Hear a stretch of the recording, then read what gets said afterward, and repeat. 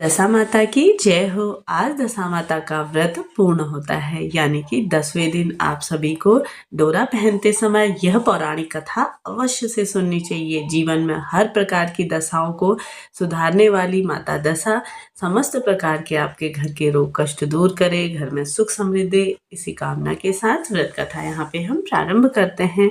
तो जैसा कि कथा के अनुसार प्राचीन समय में राजा नल और दमयंती रानी सुखपूर्वक राज्य करते थे।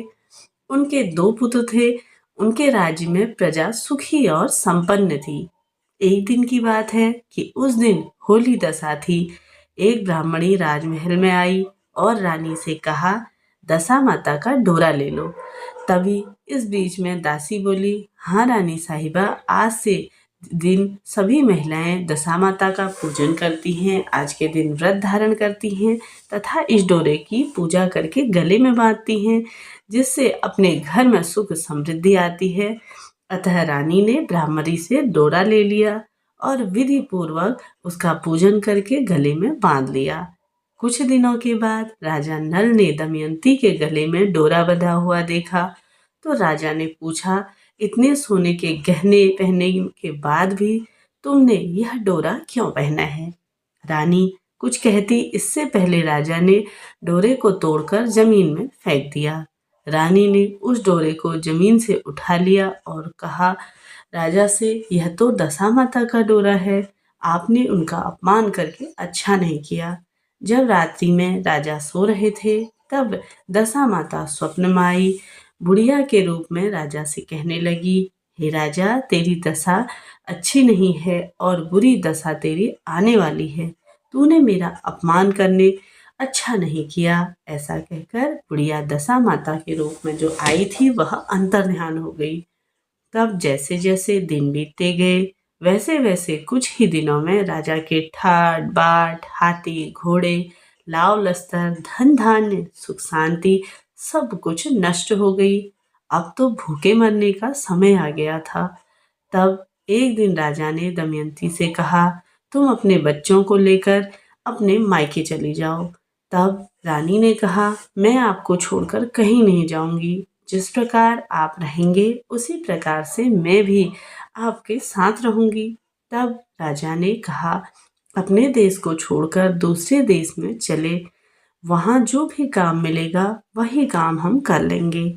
इस प्रकार नल दमयंती अपने देश को छोड़कर चले गए।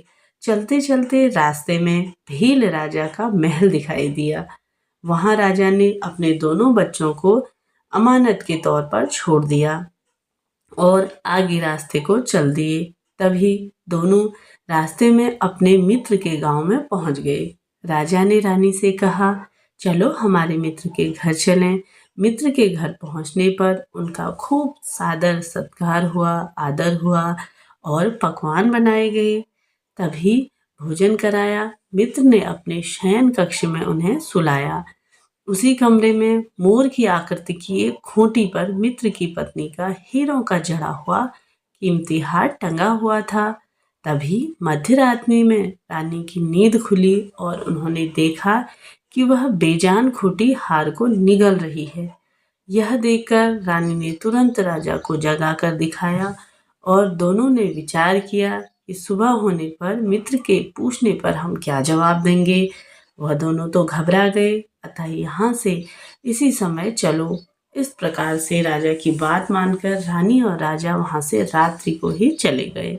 सुबह होने पर मित्र की पत्नी ने खूंटी पर अपना हार नहीं देखा। हार वहां है नहीं। तब अपने पति से बोली, देखो तुम्हारा कैसा मित्र है जो मेरा हार चुरा कर रात्रि में ही भाग गया। मित्र ने अपनी पत्नी को समझाया कि मेरा मित्र कदाचित ऐसा नहीं कर सकता, धीरज रखो, कृपया उसे चोर मत कहो। तब आगे चल के राजा नल और दमयंती दोनों अपनी बहन के गांव पहुंच गए। राजा ने बहन को खबर दिलाई कि तुम्हारा भाई आ रहा है। तभी खबर देने वाले से बहन ने पूछा, उनके हालचाल कैसे हैं? वह बोला, दोनों अकेले हैं, पैदल ही आ रहे हैं तथा वह बहुत ही दुखी हाल में है। इतनी बात सुनकर बहन थाली में कांदा रोटी रखकर भैया और भाभी से मिलने आई। राजा ने तो अपने हिस्से का खा लिया, परंतु रानी ने जमीन में गाड़ दिया। चलते चलते एक दिन नदी मिली। राजा ने नदी में से मछलियां निकालकर रानी से कहा, तुम इन मछलियों को भूनो, मैं गांव में से परोसा लेकर आता हूँ।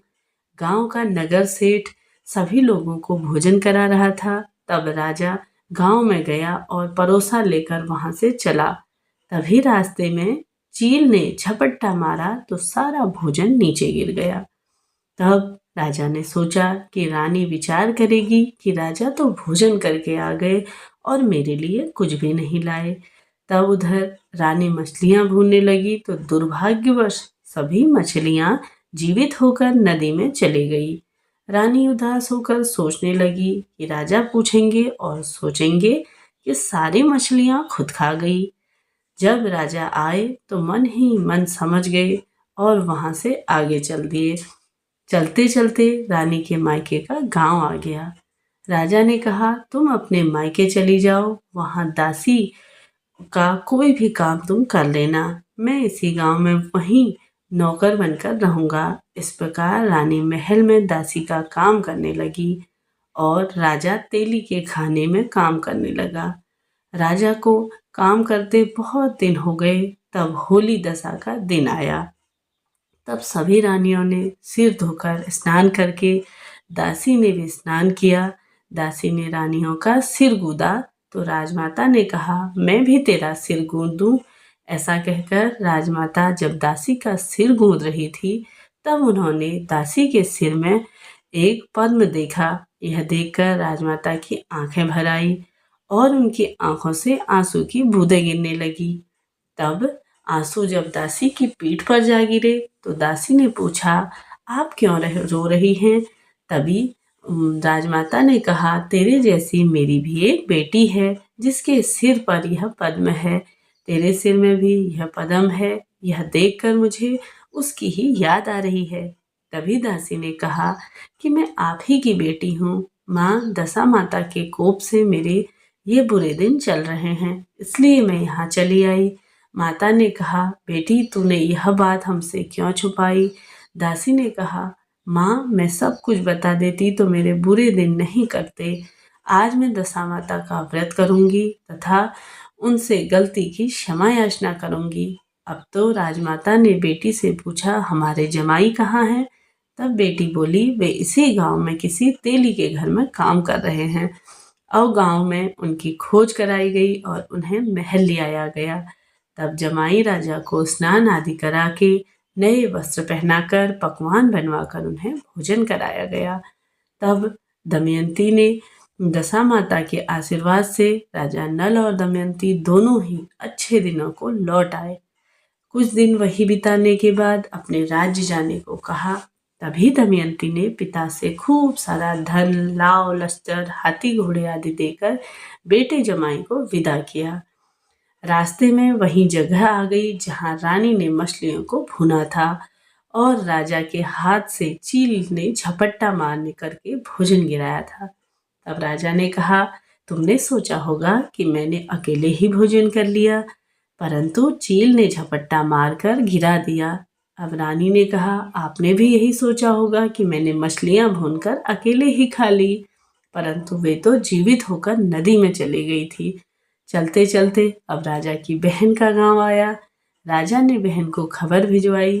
खबर देने वाले से बहन ने हालचाल पूछा कि उनके कैसे हाल हैं। तब उन्होंने बोला कि वह तो हाथी घोड़े लाव लश्कर से आ रहे हैं। यह सुनकर राजा की बहन मोतियों की थाल सजा कर लाई। तभी दमयंती ने धरती माता से प्रार्थना की और कहा, माँ आज मेरी अमानत मुझे वापस दे दो। यह कहकर उस जगह को खोदा जहाँ कांदा रोटी गाड़ दिया था। खोदने पर रोटी तो सोने की और कांदा चांदी का हो गया।